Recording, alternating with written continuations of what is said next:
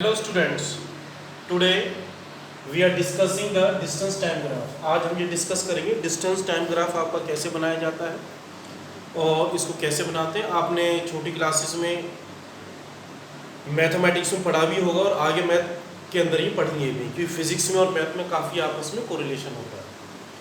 तो जो graph a graph which represent the distance travel by an object with respect to time, मतलब कि जो ग्राफ डिस्टेंस और टाइम के बारे में बताता है उसी को हम डिस्टेंस टाइम ग्राफ कहते हैं, सिंपल। अब कुछ इस ग्राफ को ड्रॉ करने के लिए कुछ पॉइंट्स हैं, उन पॉइंट्स में ध्यान में रख के हम ग्राफ को ड्रॉ करते हैं। कैसे? Mark the X axis Y axis and divide them in equal quantity. जैसे हमारा ग्राफ पेपर है सपोज, तो उस ग्राफ पेपर पे हम क्या करेंगे, पहले डिवाइड करके हमने उसके कोऑर्डिनेट्स डिवाइड कर लिए, इक्वल क्वांटिटीज कोऑर्डिनेट डिवाइड कर दिए, ठीक है। इसको जो वर्टिकल कंपोनेंट है, ये वर्टिकल सीधा वाला, इसका तो नाम मैंने y दे दिया और हॉरिजॉन्टल कंपोनेंट को x दे दिया, बीच में इनिशियल दे दी, और ये एक्सिस x डैश और ये एक्सिस हमारी y dash.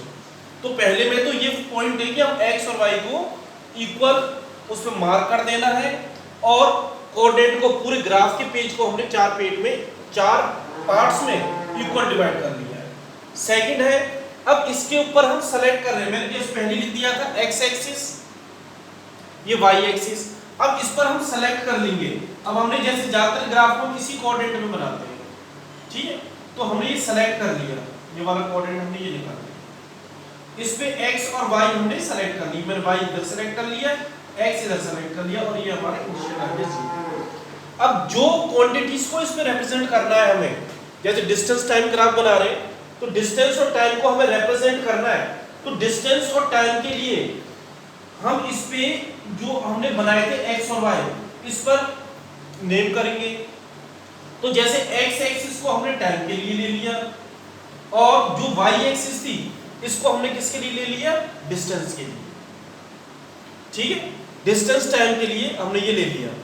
Mark the values, अब जो हमारी ग्राफ की वैल्यूज हैं उनको इसके ऊपर हमें मार्क करना है, जैसे 1 2 3 4 5 इस टाइप से।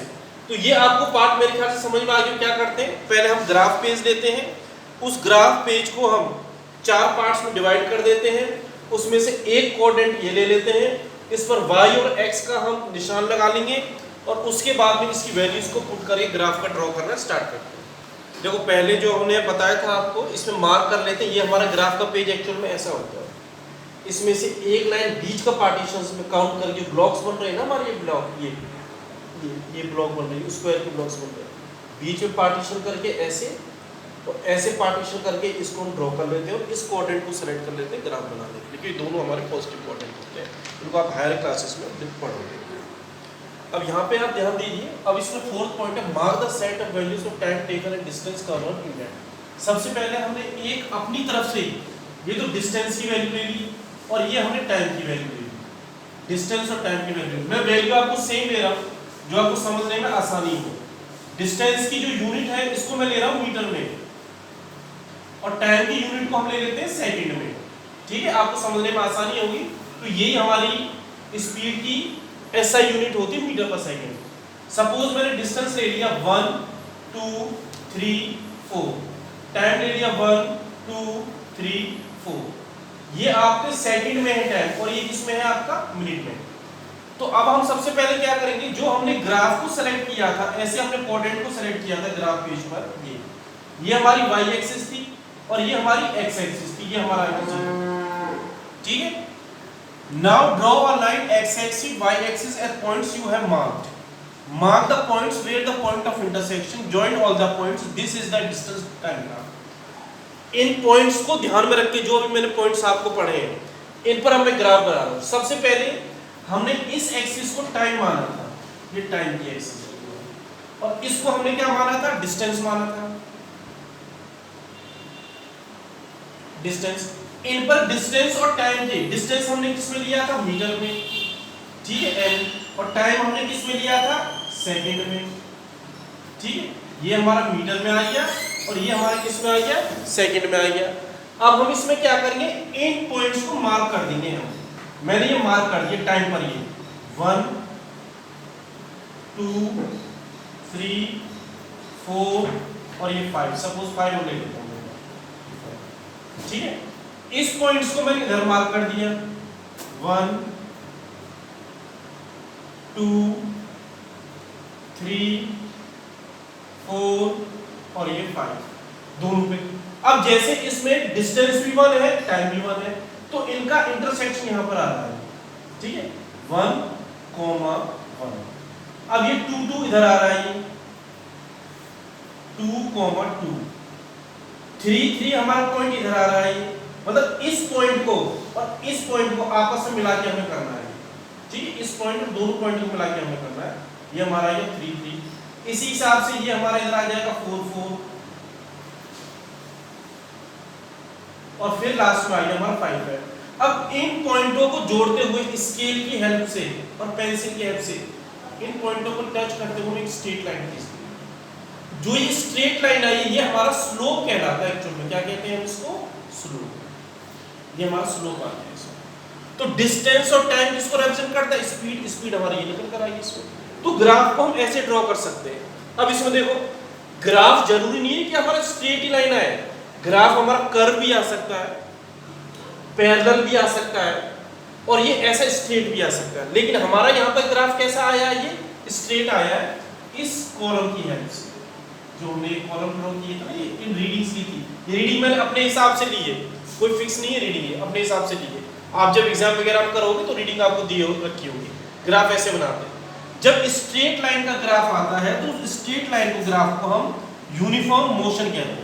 ये हमारा ग्राफ कैसा है आपका, यूनिफॉर्म मोशन का। आपको याद करना है और समझना है, यूनिफॉर्म मोशन, यूनिफॉर्म मोशन और कांस्टेंट स्पीड भी कहते हैं इसको। ये हमारा यूनिफॉर्म मोशन है या इसको हम यूनिफॉर्म स्पीड भी कह सकते हैं। यूनिफॉर्म स्पीड, यूनिफॉर्म स्पीड क्यों है कि जैसे जैसे टाइम बढ़ता जा रहा है उसी हिसाब से डिस्टेंस बढ़ता जा रहा है, तो स्ट्रेट लाइन बनकर आई है हमारे पास में। अब हम पैरेलल और कर्व ग्राफ को डिस्कस करते हैं। पैरेलल ग्राफ का क्या नाम देते हैं, देखो अगर ये जो हमारी टाइम एक्सिस थी इसके पैरेलल आ रहा है ग्राफ हमारा, ऐसा बन रहा है, तो इस केस में ऑब्जेक्ट आपका कैसा हो, स्टेशनरी। कैसा हो, स्टेशनरी। कैसे, सपोज हमारा डिस्टेंस कितना था, 40 मीटर का था डिस्टेंस। कितना था, 40 मीटर का। तो 40 मीटर की दूरी पर ये इसने 10 सेकंड में भी यहीं पर ये, 20 सेकंड पर भी इधर ही है, 30 सेकंड पर भी इधर ही है, 40 सेकंड पर ही, मतलब टाइम बढ़ता जा रहा है लेकिन उसकी पोजीशन चेंज नहीं हो रही है। पोजीशन कैसी है उसकी, 40 मीटर पर ये पोजीशन, टाइम बढ़ रहा है, पोजीशन उसकी कैसी है, 40 मीटर पर ही। तो ऐसी कंडीशन को हम स्टेशनरी ऑब्जेक्ट कहते हैं। नेक्स्ट है कर्व शेप। बाय चांस हमारा ग्राफ ऐसा आता है तो ये आपका कैसा होगा, नॉन यूनिफॉर्म स्पीड का होगा। तो आपको 3 ग्राफ ये अच्छी तरह से याद कर लेने हैं। अब इनकी कैलकुलेशन कैसे की जाती है और इनके ऊपर क्वेश्चंस कैसे आते हैं वो डिस्कस करेंगे। क्वेश्चन लेते हैं, to find the speed of the distance time graph. To find the speed of a distance time graph, कि हम स्पीड डिस्टेंस टाइम ग्राफ में कैसे फाइंड आउट करेंगे। एक तो ये होता है हमारा first point, speed distance upon time होती है। अगर उसके अंदर स्पीड दे रखी है, डिस्टेंस दे रखा है, टाइम दे रखा है, ग्राफ के अंदर मेंशन है, तो फाइनल पोजीशन ले लेंगे ऑब्जेक्ट की, इनिशियल ले लेंगे, माइनस कर देंगे, टाइम से डिवाइड कर देंगे, हमारे पास स्पीड निकल कर आ जाएगी। एक ये है, अगर ग्राफ हमारा बना हुआ है इस टाइप से और इसमें 2 ये दे रखे हैं, ये हमारा बी दे रखा है पार्ट और इसमें ये पार्ट हमारा ए दे रखा है। इन दोनों में से ये बताना है कि कौन सा स्लोप, मतलब कि कौन सा ऑब्जेक्ट, ये सपोज कार ए है और ये बी है, इसमें से कौन सा स्पीड फास्टेस्ट ट्रेवल करेगा। तो speed can also be calculated with the slope of the graph. The steeper का मतलब होता है ऊंचाई, ठीक है, जितना ऊंचा होगा graph, the more is the speed of the object. अब इसके अंदर देखो बी की तो ढलान कैसी है, ज्यादा है, और ए की ढलान कैसी है, कम है। तो इसका मतलब जो ए ग्राफ है इसकी स्पीड कैसी होगी, ज्यादा होगी। In the graph given below object A has a steeper slope, this means that object A is moving at a higher speed than object B. हमने इसमें 2 ऑब्जेक्ट लिए हैं, बी और ए, ये दोनों आपके स्पीड से मूव कर रहे हैं। इसमें ये पता लगानी है कि किसकी स्पीड ज्यादा होगी और किसकी स्पीड कम। जिसका ग्राफ आपका ज्यादा ऊंचा बनेगा, मतलब जिस ग्राफ की ढलान कम होगी, वो स्पीड फास्ट मूव करेगा, और जिस ग्राफ की ढलान कम होगी, ये ज्यादा है फास्ट, ढलान कम है, स्पीड इसकी कैसी हो जाएगी, स्लो हो जाएगी। उस क्वेश्चन में हमें क्या करना है कि ग्राफ फाइंड आउट करने हैं कि हमारे ये कौन कौन से ग्राफ हैं। अब देखो कैसे फाइंड आउट करेंगे हम ग्राफ को। Question, which of the following distance time graph show a truck moving with speed which is not constant। Question को ध्यान से पढ़ना। Question number 2, which of the following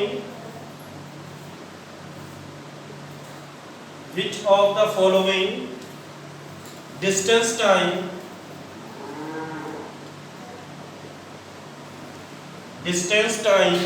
graph show a truck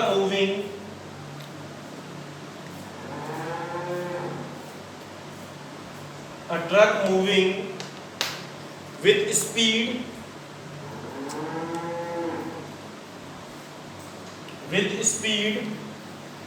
which is not constant,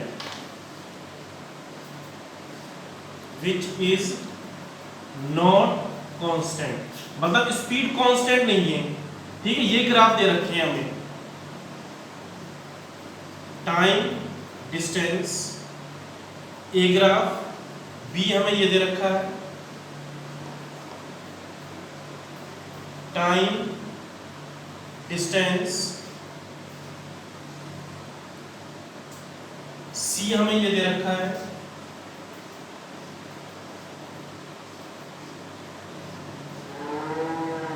time और ये distance, और D हमें ये दे रखा है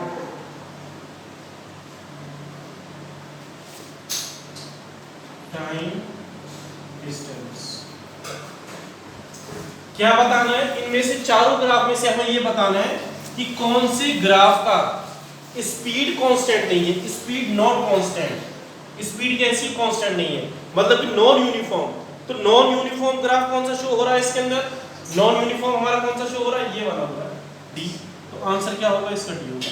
ये भी आपका यूनिफॉर्म में है, ये स्टेशनरी ऑब्जेक्ट में है, ये यूनिफॉर्म में है, और ये कैसा है हमारा, नॉन यूनिफॉर्म का। तो आंसर आपका क्या आएगा इसमें, नॉन यूनिफॉर्म।